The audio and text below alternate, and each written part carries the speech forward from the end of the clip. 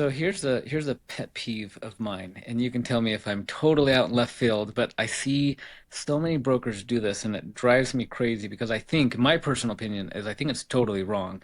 You'll have to tell me from a valuation standpoint if I'm at all out in left field or if there's maybe some middle ground I should be a little bit more lenient on. But sometimes I get sellers that say, okay, I'm willing to sell my business for 3.2 times SD, whatever it is. But I've got this $600,000 of inventory. And so I need the 3.2 times plus $600,000 of inventory.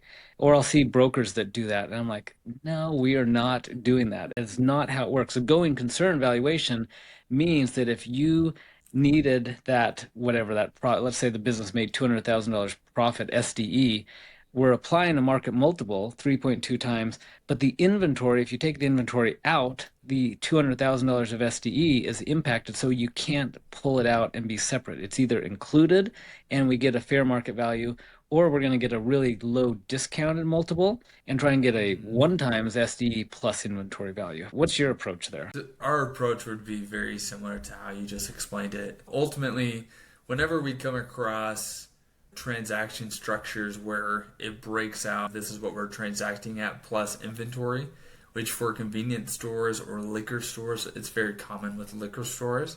We always have conversations with them because ultimately the inventory in place on the books of the company is what's needed to generally like produce the revenue that's currently being realized by the liquor store, for instance.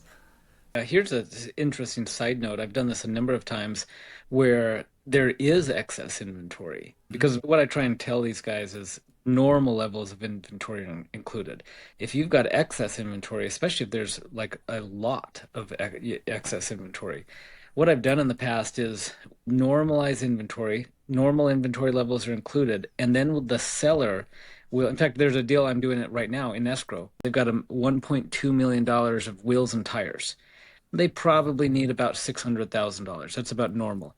So $600,000 included, the excess inventory is going to be sold off on consignment at cost as the buyer needs it, and the seller essentially becomes the supplier until they buy off the inventory, at which time, if they don't buy it, then the seller can liquidate it off. So that's worked well for me in the past when we've done situations.